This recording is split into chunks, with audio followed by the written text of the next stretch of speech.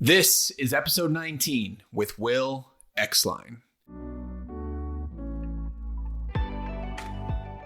Welcome to the Sports Business Classroom audio experience. I'm your host, Sergio Millis, and each week I'll bring you an inspiring person or message to help you discover how to break in and succeed in sports and life. Thanks for spending some time with me today, and let the experience begin. This episode is brought to you by Sports Business Classroom 2020. An immersive sports business training and educational experience unlike any other, taking place July 12th through the 18th in Las Vegas during Summer League. Registration for the program opened last week, and ladies and gentlemen, you do not want to miss this. It truly is a one-of-a-kind learning opportunity for anyone interested in the business of basketball and jobs in sports in general. I mean, if you dream of one day landing a job in sports, are passionate about learning, or simply want to show the right people that you have what it takes to get a job in sports, this program is for you. Sports Business Classroom combines the best of all worlds into a single package.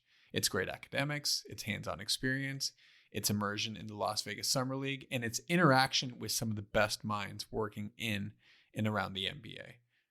You can check out all the details for the 2020 program at sportsbusinessclassroom.com, and if you're at all interested, make sure to apply as soon as possible, as this program will fill up. Again, the URL is www.sportsbusinessclassroom.com. Today's guest is Will Exline, a super talented sports marketer that works in sports partnerships at Twitter. Will manages U.S. sports content partnerships at Twitter, bringing exceptional content from leagues, teams, broadcasters, and athletes to fans in real time, while driving reach and revenue for these strategic partners in Twitter. Prior to joining Twitter in April 2014, he spent 3 years at Fox Sports, focusing on digital marketing and launching their new 24/7 sports network, Fox Sports 1. In this episode, we discuss what it's like to work at Twitter, how sports organizations can be effective on Twitter, and what it takes to succeed in his role. Ladies and gentlemen, I'm super excited for you to listen to this episode, as Will is a brilliant guy, was very open and candid with his answers to my questions, and is someone we can all undoubtedly learn from. Without further ado, I give you Will Exline. Will, welcome to the show. It's great to have you. Thanks for having me on. Appreciate it. Absolutely. So I've got a serious question to open with here. Your Twitter bio says that you're a big fan of breakfast. This is true. What is your go-to breakfast item or order? The number one component of any amazing breakfast is hash browns. A must have. Okay. I love it. So hash browns with every breakfast?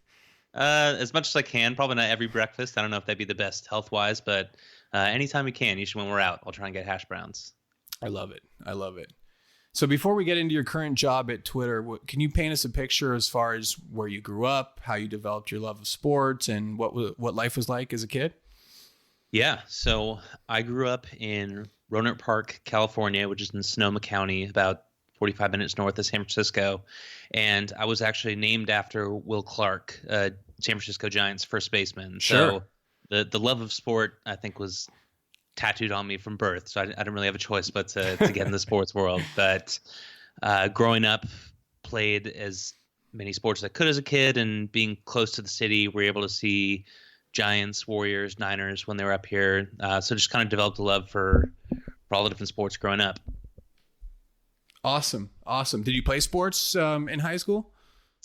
Yeah, up until high school, did baseball and soccer, and then come high school, it was all football, and that was pretty much all consuming throughout the year with off-season training and all that good stuff. But no, it was a really good time. And post high school and into college years with the fraternity, try to do as much intramurals and all that good stuff. So I've always tried to be close to it in some sense, even if it's not within like a full league per se. Right. And you went to Cal State Long Beach, right? Correct. Go Beach. Go Beach. And you were a psychology major, I see. What made you decide to get in to become a psychology major? It's a good question. So right around the time of senior year of high school, when it was a deadline to apply to colleges, get your major in, I mean, who right-minded as a 17-year-old, 18-year-old knows what they want to do for the rest of their life? But in looking at the different topics, I thought psychology would be interesting. I think the human emotions, like how we interact with each other, how the brain works, I think is just something really interesting to think and learn about. So wanted to go that way. So ended up being a psychology major. And while you were there, were you involved in different student groups? Did you do any internships? What was life at school like? Yeah, the main piece I would say is I was part of the Kappa Sigma fraternity on campus, and I was definitely one of those guys the first year where I'll never join a fraternity. That's just not for me. But in seeing different friends and all the activities that go around, where it's not just the stereotypical culture you would think, actually got involved in it, started my sophomore year, and really liked all the different leadership components, as well as the partying, of course. But took a number of different positions in there, from the social chair to vice president to president of the fraternity my last year. So it was actually a really cool experience.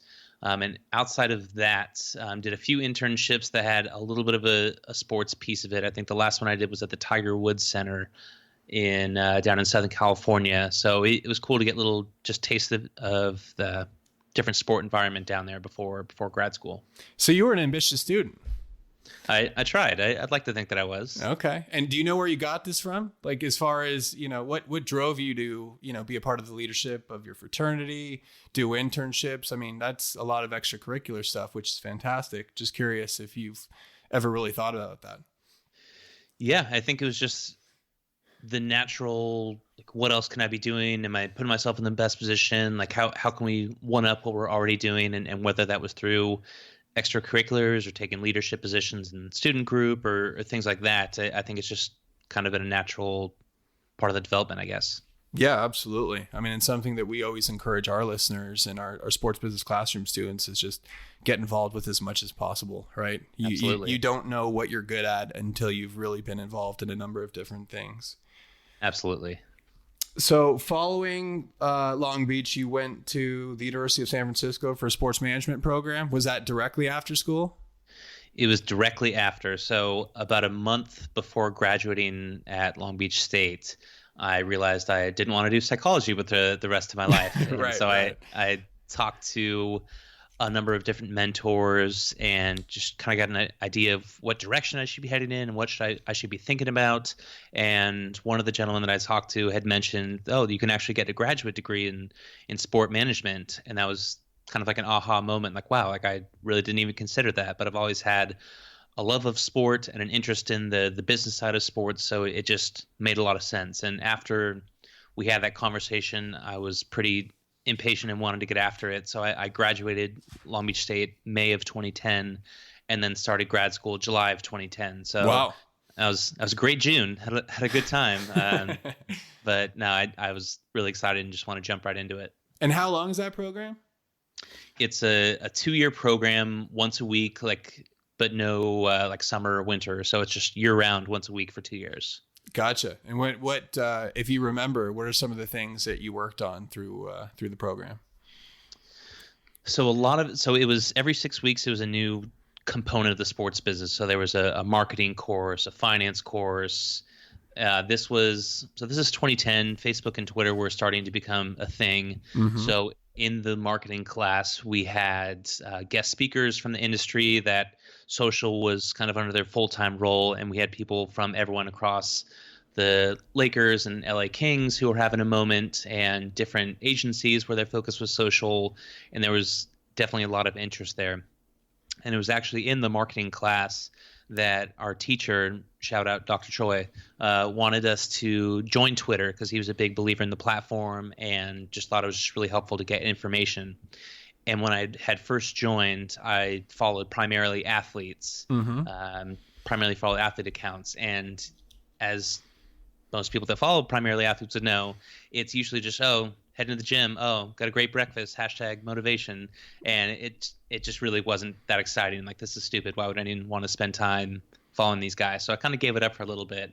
And then later in the course, like, he brought it up again and was saying, like, no, you should be following the different media entities or sports writers that are talking about the sport itself from a business point of view, not just what's happening on the court or on the field, like the players. And I think that was really what clicked for me. Like, okay, this is pretty fascinating. It's almost like you're personal newspaper, and you can kind of get a lens into whatever world you want. And for me specifically, that was within sports. But if someone's interested in dogs or cooking or whatever it is, like, you can really shape it to be your own. So that's kind of where I started developing the love for Twitter and for all of social in general. It just became a really big interest of mine. Now, was it at that point that you really that you decided that you wanted to get into social, or had you decided at that point, hey, I'm going to work for a social network, or what were your thoughts as far as where you actually wanted to be? Yeah, well, taking it back to the class before that, our first class was kind of an intro into the industry, just understanding the dynamics of sports business and what it really means. And one of the assignments was our career prospectus paper, where we actually had to reach out and interview people in the industry that we cared about or we wanted to get into. Mm-hmm. And so when I joined the program, I was hell-bent on working for a team. I wanted to be in the front office in baseball operations or basketball operations, whatever it was, and thought that was the only path. Like, front office was the answer as far as working in sports.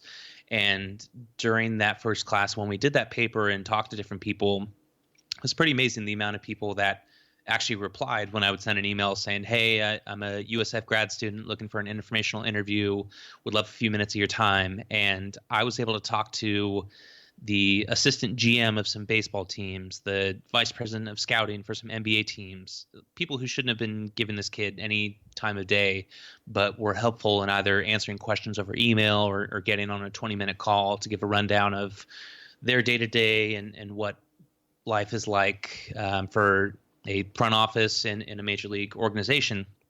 And after that, the conclusion I came to was maybe I don't want to be on the road 250 days out of the year, working 10 to 12 hour days. And I mean, one of my goals was, having more focus on creating a family and going down that road. And I just didn't think that it would be conducive to have the right balance in my life to go specifically for front office. And there's nothing wrong with that. There are plenty of people that have a great work-life balance, family dynamic that are in those positions. But I just knew at that time that it just wasn't the road I wanted to head down. So I think a combination of that and then the marketing class right after that, where we kind of had our eyes open to social and the impact of it, that's where I thought, okay, so maybe it's not necessarily working for a social platform. I never thought I'd work for a Twitter or a Facebook, but more, okay, how do I take this lens on whatever it is, working for a team or an agency or a brand? And, social is going to be really big. So how do we use this as a lens to do well in that specific job? Yeah, no, and I mean, there's a number of things that you just said there, which I think were fantastic. First and foremost, the informational interviews, like, it's amazing how if you just reach out to certain people and you're persistent, how, there's a lot of people out there that, want to help the youth of tomorrow. Right. So, I mean, for everybody listening, make your wish list and fire away those emails and be persistent. Like, that's the name of the game. You'd be surprised at who will actually give you a few moments of their time and actually sit down with you. Polite persistence, that is for sure. And there's no roadmap to be able to reach the correct people by any means. So if I go to the CincinnatiReds.com and look at their front office, like, I'm literally taking their name. Like, if it's John Smith, I would send an email to jsmith@reds.com, not even knowing that it's the right person, but then just trying different combinations. Like, is it john.smith@reds.com? So there were hundreds and hundreds of emails having to try those different combinations to send out. But once you get one, then you can kind of, okay, this is the format and this is what we can use to reach out. So it's kind of funny looking back on it now, but really just as a way to say that there shouldn't be an excuse to not doing that. Like, I didn't just get handed a list of 100 different contacts within the major leagues and this is how you reach out to them or this is how you reach them. And I mean, today there's even more routes you can take, whether it's looking through LinkedIn or their Twitter profile or even in person. If they're speaking at a conference nearby, there are a lot of different ways to do that. Absolutely. No, and you know what? It's funny because a couple of the guests of the show did exactly what you said, right? They tried different email combinations. They reached out to a few people and that eventually led to different jobs. And like you said, there's really not much of an excuse at this point, but it all comes back to, something you alluded to earlier and knowing who you are and what you want, right? If you're really not that passionate about it and you're not going to do whatever it takes to get the job that you're looking for, truth of the matter is in sports, there are enough people out there that are, fighting and clawing for those jobs. So, I love what you said as far as, you knew you didn't want to be on the road as much as a GM might be. And therefore, you looked at different areas of sport to potentially get a job in. And I had much of the same experience, right? The job that I initially thought that I wanted to have wasn't aligned with who I was as a person, and I think it's all worked out for the better. So highly encourage everybody listening to, it's about knowing who you are, right? Going back to the psychology thing, it's about knowing who you are, aligning the jobs that you're trying to get with your strengths and not what you perceive who you want to be is, if that makes sense. Exactly. And a lot of, especially at the internship level, a lot of that is to figure out not just what you like, but also what you don't like. So it doesn't have to be right out of college that you're going to get the dream position for the dream job at the best company in the world. I mean, it's okay if you're looking for different components, but then, like you said, it's about being true to yourself. Like, okay, I really like leading people. I like the management part of it. So then maybe your next position has more of a focus on that and you kind of build on that. But I agree that it shouldn't be the vanity of just looking for a specific title or a specific company, that you really need to listen to yourself and how you truly feel about the role. Absolutely. And that's one of the things that I love about your career, right? Is that obviously you've got a very cool job at this point, but there are a number of different stops leading up to, you joining Twitter. Can you speak to what some of those were and some of the different things you learned along the way? Yeah. So in starting at grad school, there's a big emphasis on the point that I was just making, that just get a lot of hours, whether it's internship, part-time job, or even full-time job, and just figured it out what it is that you want to do. So the first fully in sports position I got was with the Orange County Flyers, in independent baseball league down in Fullerton.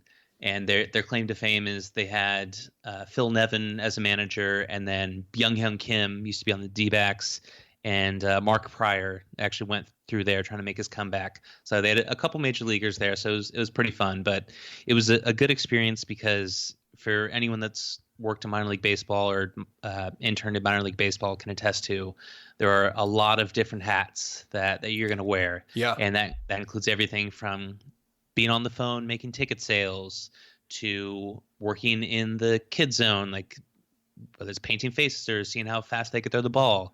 One of the games, I was literally the mascot, getting on top of the dugout. I love it. Dragging the field. There's a little bit of everything. So it was a really good experience to be just fully immersed into sport, which I loved.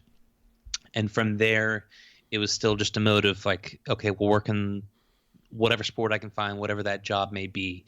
And for a while, at least initially, a lot of people in class were getting cool jobs. They would get a part-time job at the Clippers or an internship at the Angels. And sorry, let me back up a step. So University of San Francisco, it was actually in the Southern California campus. So when I'm referencing all these LA teams and organizations, I wasn't traveling down there from San Francisco, but the school was literally down in Orange County. Gotcha. Okay. Just clearing that up. A lot of classmates would get these jobs with Angels or Kings or Lakers or whatever it may be, and initially the reaction is screw these guys. I've been wanting those jobs, and they're taking those opportunities. But quickly you need to realize that your mindset needs to shift, where it's okay, now I have a friend that works for the Clippers. I have a friend that works for the Angels. You can get their perspective on what those organizations are like. Maybe down the road, if there are other internships available, they can put in a word for you. So it's important to have that perspective that it's not just a complete competition and you're on your own island and need to just compete against everyone to get those spots. It's a lot of people that are trying to get into the sports industry love sport and can admire the journey and how tough it is to get there. So just making sure that perspective is kind of in the back of your head is important. So back to where I was looking, I eventually applied and got an internship for a company called Top Drawer Soccer, and their focus is on club and college soccer. They have it's somewhat of rivals where you have a top 100 rankings. There were camps, different tournaments, helped with recruiting and everything in between. And that's not to say when I applied or really at any point that I thought that my career was going to be within club and college soccer, and that's what I was going to make my living off of. But it was an opportunity to get into the sports world. It was a startup. There were 10 to 12 people there. So again, getting to try to wear a lot of different hats, from website design to business development and sales to run the social media to the physical activations. We put on an award show at a soccer convention that built from scratch. It was pretty fascinating. So going to school, had that internship, and it was unpaid.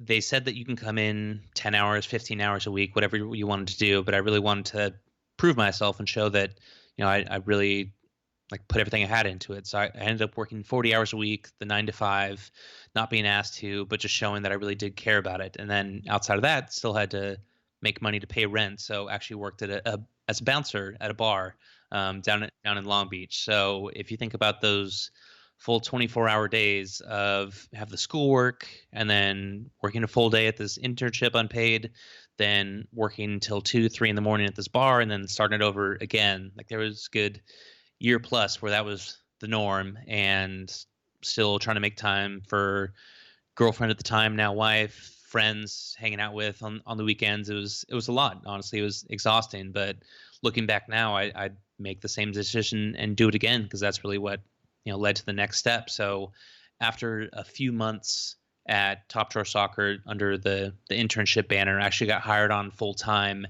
as their marketing manager. So similar kind of role with some added responsibilities as far as like partners we worked with and different deals we tried to close.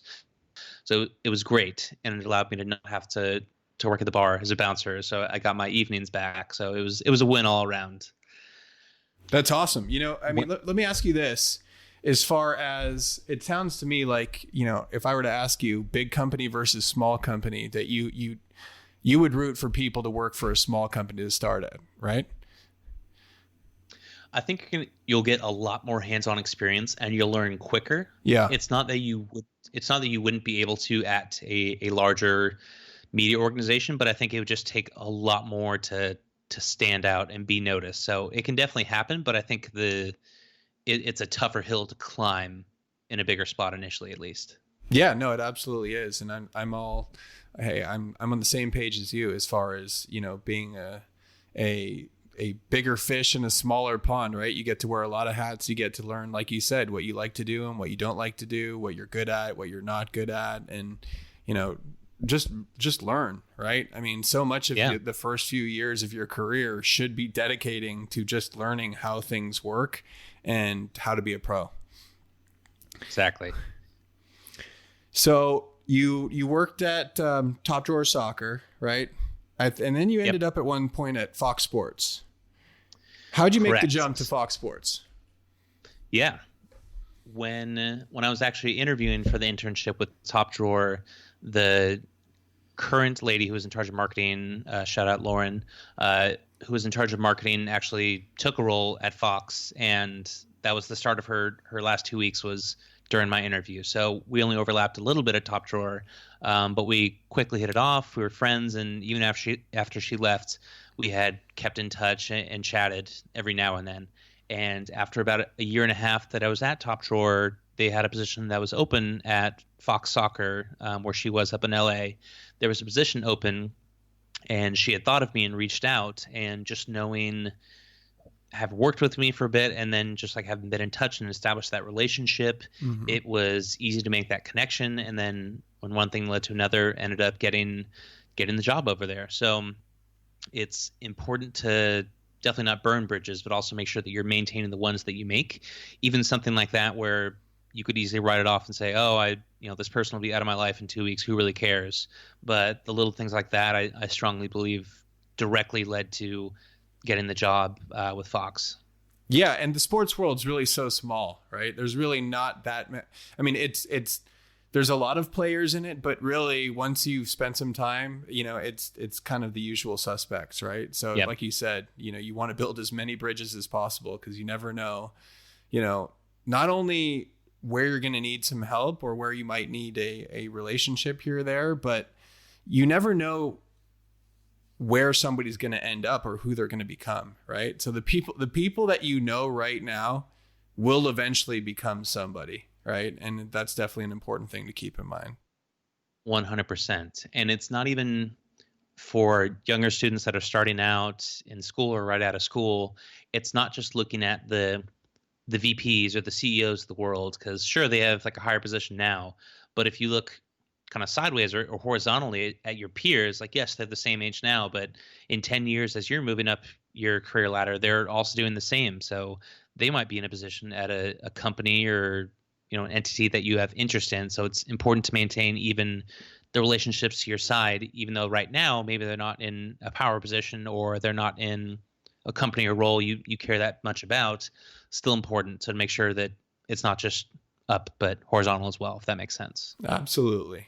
So how'd you end up at Twitter?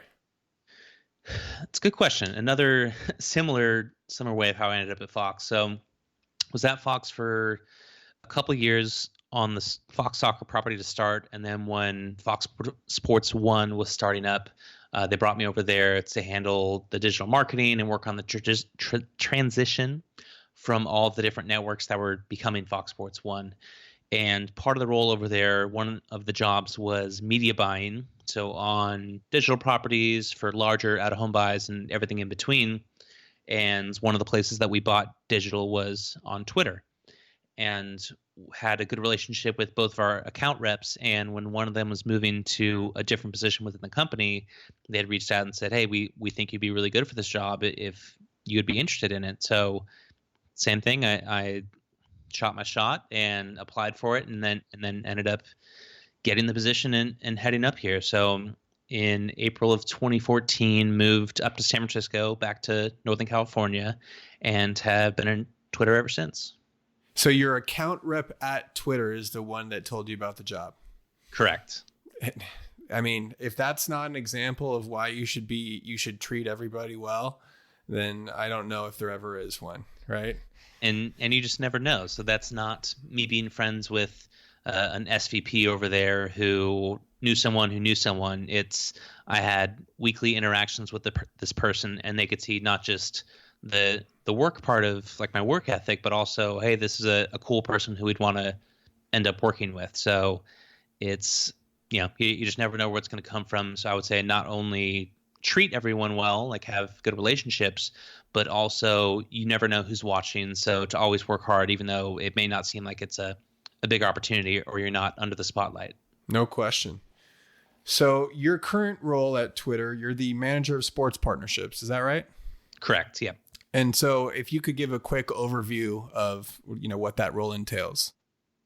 Sure. So there are a number of different teams at Twitter that touch sports in some way. So when I first joined the company in 2014, I was working on the sales side of the house. So that would be working with the leagues or teams or networks to help drive ticket sales or app downloads or drive tune-in to the different broadcasts using the Twitter promoted products. So it was very much a sales-focused role.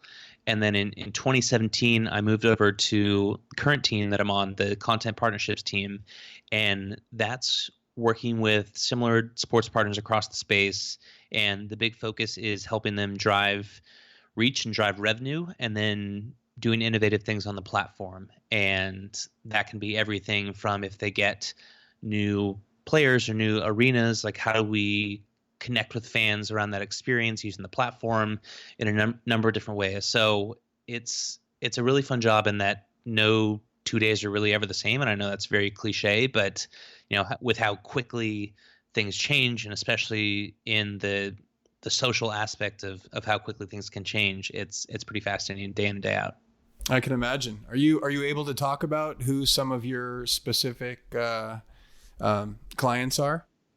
Yeah, so I work across a number of the league entities, so MLB, NHL, MLS, UFC, and then work with a couple publishers as well, so with Fox Sports and The Ringer. Gotcha. Okay. And how big is the team that you work on? So the U.S. sports content partnerships team is 7 people full time. So that's a lot of properties to fit with 7 people, but we try and do the best we can. Yeah, no, and you guys are doing a fantastic job. So you mentioned that you work with mainly leagues, right, and publishers. Correct. Yep.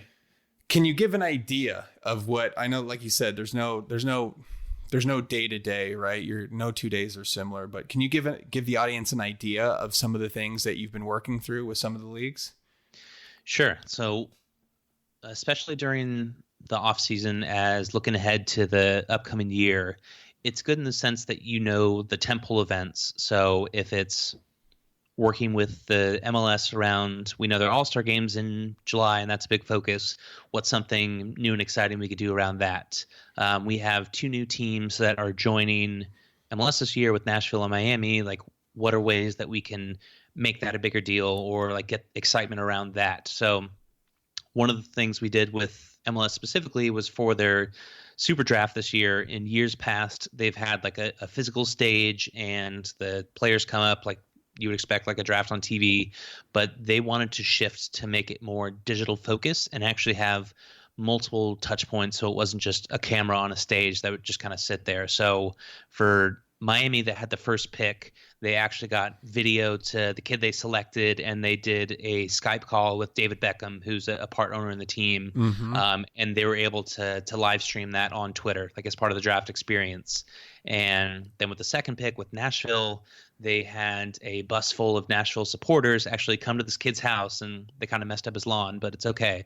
They came to his house and were cheering him on as the selection came in. And again, that was all streamed on Twitter on this experience. So it's pretty fun in that, like, even a few years ago, like a completely digital draft, like maybe doesn't make sense, but in this day and age, it's something that they were able to do and do really well. So they partnered with ESPN on the production end of it, and it was a really, really clean experience, and it got over 1 million viewers on Twitter specifically. It's fantastic. Now, so you're part of the team that comes up with some of these ideas. Is that what you're, when you're not executing, are you and your team coming up with new ideas for the leagues, or how do those partnerships work? Yeah, it's a two-way street. Sometimes they'll come to us like, hey, is this something feasible? Like, could we even execute this on Twitter? And sometimes it's us coming to them saying, hey, wouldn't it be crazy if we did X, Y, Z? So it can definitely vary. So one example that will almost always come up when we're talking about these is recently with the Super Bowl and the confetti. Mm-hmm. So that was something from the NFL side. So on our end, Christine Wixted and David Herman run point on all things NFL, and they were talking with their counterpart at the league and said, hey, we think we might be able to put tweets on confetti. Like, is that a thing? Like, can that happen? And just from that phone call to weeks of back and forth between marketing and legal with the league and with Twitter was something that was able to come to life. And then after the clock struck zero and the Chiefs won, you actually saw the confetti rain down that had tweets printed on it, which just came off a crazy idea off a phone call. But the time and hours were put into it to make it reality. And I think it was one of the cooler things that our Twitter sports team has executed. Absolutely. Were you able to witness it live? I was not able to witness it live. Unfortunately, not there. But I'm a Niners fan, so probably better that I wasn't too close to it. I agree. No, that's fantastic. And you know what? I mean, that sounds like a lot of fun. And I think that one thing that sticks out to me is that you've had so many jobs leading up to Twitter, right? But you're now at a point where you've probably learned so much along the way that you're able to apply all the different skills that you've picked up in your current role at Twitter. Sure. I want to talk a little bit about content. Yeah. So as far as leagues go, right? Are there any leagues that stand out to you that are doing things very, very well? And if so, what are the particulars as far as what they're executing on that let's just say that makes you smile? That's a really good question. Obviously named after a baseball player, so a little bit of bias there, but I think MLB has done a fantastic job with the way they're shooting video. I mean, back to, I think it was 2018, they started having these LCCs or live content creators. Mm-hmm. So they would actually have league employees at all the different ballparks shooting different videos. So if you've seen on Twitter or on other platforms like that high quality video footage, or running out with them onto the field and those different looks and the highly produced like edit of it, like it's just really, really clean video that's not just copying and pasting what's on the broadcast and then putting it on social, like, oh, there's a home run, like tweet it out. But they're actually getting like that different footage and like really clean, beautifully shot. And I think they're doing a really, really good job. And everyone, even if you win 10 games and the Baltimore Orioles to the World Series winning Nationals, like each team has done a really good job of developing that type of content. And I think you've seen the cascading effect of that, where more and more leagues, and even in the college space, you'll see a ton of different partners going for this high quality video, more produced graphics. And even if it's just a short 10-second video, it doesn't have to be a complete theatrical production, but it's something that stands out, and not just for me enjoying it, but for fans and for Twitter users and followers of those different teams and leagues. It's great content. So is there a different set of analytics that you guys, as Twitter employees, are looking at that allow you to provide these types of insights to the leagues? Not necessarily. I think our partners do a really good job of being thorough with their analytics as well. I don't think we have a secret dashboard that's helping us get to the right answers, but we are very focused on using the data to make those insights and recommendations. So if it's looking at the conversation level, we could see for the NBA, for example, that, hey, during the trade deadline, there's a spike in conversation. So what if we can program live content around that? So we actually have a show on Twitter that's bringing in questions from Twitter users, that's being reactive in real time, to take advantage of the fact that we know that there's so many people active on the platform and having conversations about the specific thing. So I think those kind of insights, like we'll toss over to leagues or teams or networks and kind of develop content strategies around that. But very much so, we're rooted in data in terms of like recommendations we'll make. Do you have a favorite follows as far as leagues, players, teams go? As far as players go, I think Trevor Bauer is a very polarizing one, but I love the, I guess, movement, if you want to put it that way, and just how he believes in himself, and like he is very transparent on Twitter and just being really clear about who he is and interacting with fans. Mm-hmm. I think Tim Anderson on the White Sox is a really interesting follow. Not just people have seen his bat flips, but he's really putting an emphasis on content, and you can see those well-shot videos and photos, and he's putting those on his personal channel, and I think those are really interesting. In terms of teams that are doing well, a majority of the NBA teams just consistently crush it with creative, and I mean, for all leagues, it's a long season, and we don't just want box scores and live play-by-play, right? But having the beautifully produced content, as well as like putting some humor, putting their own spin on it, I think is important. And a number of teams do really well, from the Sixers, the Blazers always do a good job. The Clippers have really good creative. They brought a lot of good people on their staff. A number of teams are doing really well. What do you think's the key to doing well on Twitter, as far as, what are the key components from a team perspective as far as talent goes? Is there a common denominator as far as the different roles and assets they have from a team perspective? I think at the lowest common denominator is being conversational. So whether it's whatever's happening in the world, or literally being conversational one-to-one with fans or between teams, I think we see a lot of success there. And you'll see if LeBron James is tweeting about Taco Tuesday or the Bachelor finale, like that'll get as much engagement as him posting a photo or video highlight of like a winning step back three. So like a lot of people want like this connection, like to feel they're closer with players specifically, which I think is really important.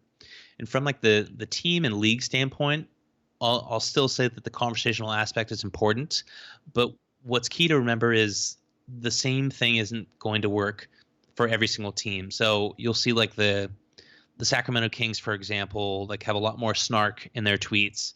I don't think something like Alabama football, you would see as much success there if they were snarky. I think there's something inherent about the different fans and attitudes of different teams and organizations where there's not a one-size-fits-all approach. So it's more so empowering the different teams to using the data, like using like their own insights to say, okay, our fans really want these Q&As with players, or our fans really want the behind the scenes, like the different outfits that our players are wearing to the games. And it's definitely not a one size fits all.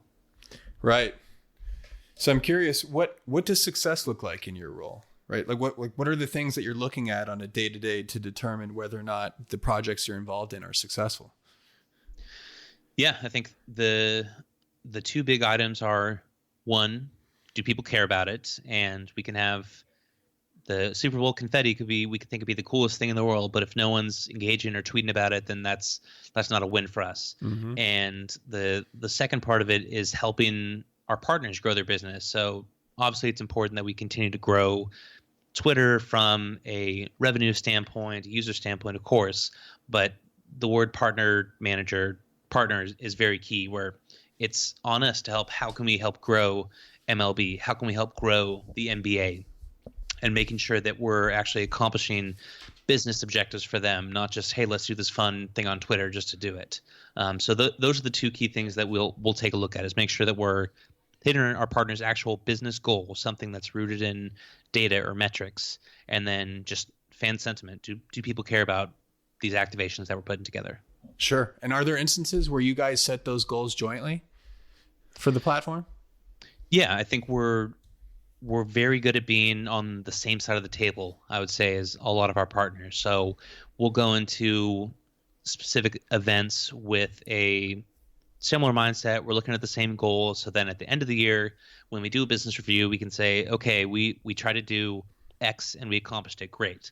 We tried to do Y and we missed by a little bit, but I think for 2021, we could do this and we'll see a lot of success. So we're very much on the same page. And I think that's would make a lot of sense for most businesses, is to make sure that both partners have skin in the game, where we're both looking at similar metrics. We both have the same set of goals, or at least similar set of goals, to have something that we can benchmark or have a scorecard at the end of the activation.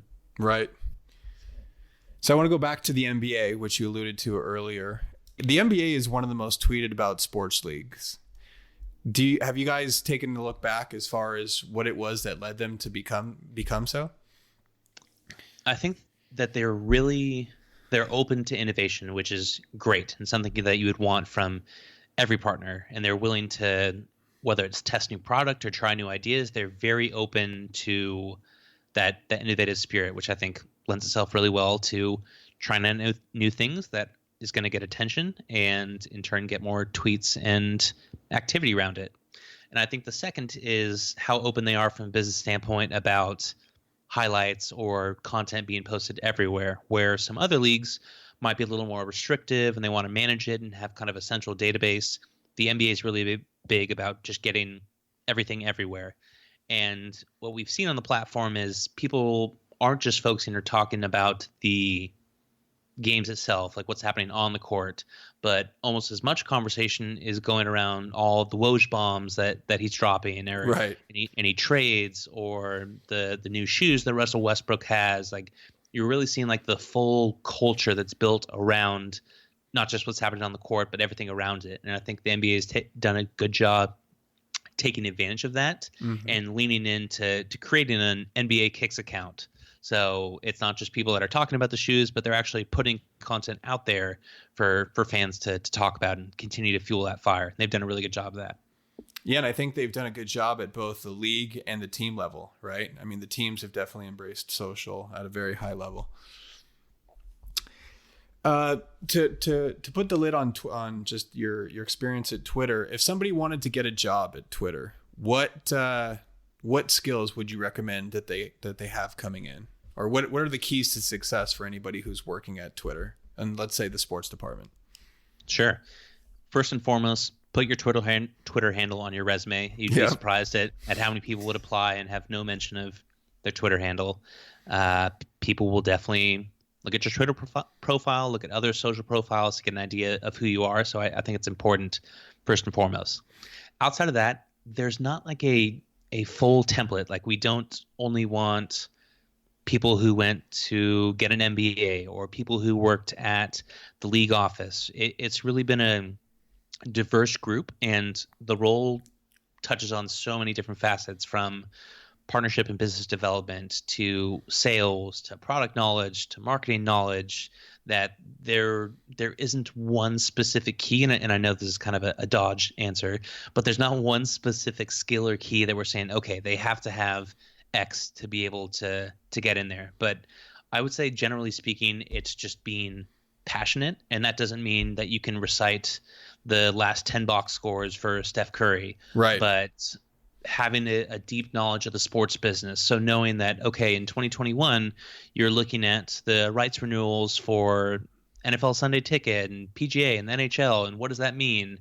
Like coming in with specific viewpoints and ideas, I think is important. You definitely want to be hungry, ready and willing to work, but you got to find a way to make sure you stand out. So when you get to that interview phase, it's not just, I love sports, this is great. And that could apply really to any job within the sports industry, is come with viewpoints and recommendations. Right. No, that's fantastic advice. And I think, so many people think that because they're a fan of sports that they want to work in sports, right? And the truth is that's just simply not, it doesn't always translate, and so that's fantastic advice. Want to get to learn a little bit more about you. Do you have any habits or routines that might be useful for the audience to hear about? Yeah, and I'm very big on the habits and routines, and big Tim Ferriss fan, and his podcast about getting those habits. I'm a big fan of those, and I wouldn't say that I have any grand ones that are specific, but one big one that I try to start with is gratitude in beginning of the day, and that doesn't have to be a full 2-hour meditation, but really just being grateful for what we have and the opportunity for what we get to do. It's a pretty cool job what we get to do here at Twitter, and very thankful for that. And just having the opportunity to interact with all the different people and the different things that's afforded us in this life. I really like to just start everything with the gratitude frame on it and just kind of take the day from there. That's great. No, that's definitely a very, very powerful practice to have. Yeah. What about books? Do you have any favorite books? Yeah. The most recent one I finished was the Bob Iger memoir, The Ride of a Lifetime. Was fascinating. Anyone that's into Disney or even Bob Iger, I'd strongly recommend giving it a read. He does a good job of not just telling the story of his ascent, but also like clearly highlights business takeaways, lessons to impart from someone that's been at the helm of Disney for 15 plus years. So definitely worth checking out. Back to Tim Ferriss, I've got the Tribe of Mentors on my bookshelf, and for those who haven't seen it, it's a gigantic book that has a ton of like a few page stories from Olympic athletes and celebrities and stand-up comedians and everyone in between. That just has a series of questions and takeaways. So it's a really good one if you want to just flip through and you have 10 minutes and just get a couple stories in. And the last one that I've read a couple times, but John Wooden's book, Wooden on Leadership, is pretty amazing. So he goes through the famous John Wooden pyramid and like how he came up with all these things and applied the lessons. And it's just a really fun read. So those are the three I'd toss out. All three fantastic suggestions. And on the Bob Iger thing, he was actually a guest on the Tim Ferriss show recently. Definitely a fantastic interview. And I will make sure to put all of this in the show notes. Beautiful. Few final questions if you have some time. Yeah, absolutely. What do you feel like have been the keys to your success thus far? I'll use one of John Wooden's pyramids and say industriousness. And what that means is the doing the work because the work needs to be done. And I know that's kind of a Confucius roundabout phrase to give. But going back to the first internship I had, no one said you had to work 40 hours a week unpaid. You could have just gone 10 and went ahead and did that. Getting the job at Fox, I didn't have to keep in touch with the person I'd known for 2 weeks, but went ahead and did that. In the Twitter front, I had always been interested in the content partnerships team, and I maintained a good relationship and took projects on that weren't necessarily part of my day-to-day role, but helped get exposure to that organization. Like those are the kind of things, just like taking the initiative and being industrious, I think has just set me up to be in a better position. They say luck is when preparation meets opportunity. So you can definitely frame it as luck, but something that actually one of your previous guests, Nikki Gross, said, you got to put yourself in a position to be lucky. And I firmly believe that. Absolutely. So you may have already stated this, but do you have a piece of advice you've received in your career that you want to pass along to the next wave of sports biz professionals? Follow up, be politely persistent. And that isn't just with informational interviews, but in every format. We're all busy in this day and age. There are so many different distractions, short attention spans, that it's important that you are advocating for yourself and following up, whether it's an email or project or even with friends and family. So make that a key component. And then the second is to give deadlines. And it's actually something I learned during the informational interview period, where if you have an ask of someone, don't just say, yeah, get it back whenever you can, because then on their plate, if they have a full schedule, they say, okay, I can provide whenever I want. I don't have to give it by a certain time, and they're not going to prioritize your project. So give a deadline of any kind of ask or meeting or anything like that, because it's not only going to help you get a quicker answer, quicker results, but actually the person that you're asking, it's going to help them set up their schedule or set up their calendar. So those are the two pieces I'd point to. Fantastic advice. Finally, do you have any requests or asks of the audience? Always be tweeting. Always be tweeting. I like that. That's it. Finally, where can people find you online? Twitter.com/Wexline, Wexline, and pretty consistent across all the socials. So if you just type Wexline in, you'll probably find me. Well, Will, thank you so much for your time. This has been a ton of fun, and I've got pages and pages worth of notes here, and hoping that at some point we can do round 2. Awesome. Love it. Appreciate it, Sergio. Appreciate you. Thank you. All right. Take care. And there you have it. I hope you enjoyed and learned a lot from my conversation with Will Exline. You can find the show notes for everything we discussed at sportsbusinessclassroom.com/Will-Exline. Ladies and gentlemen, if you learned something from this episode, please share it with your friends, family, and anyone you think might be able to get something out of it. And if you really got a lot of value, please take a few minutes to review the show on iTunes or wherever you listen to your podcasts. And as always, we want to hear from you. We do the show for you, so if you have any follow-up questions for Will or myself, you can leave a comment on the site or send us your questions on social media by tagging us at Sports Business Classroom or at WXline on Twitter. That's Wexline on Twitter. Big thank you to our sponsors, Sports Business Classroom Online and Hall Pass Media, and thanks again for listening. Stay safe out there, guys. We will see you here next week on the Sports Business Classroom audio experience.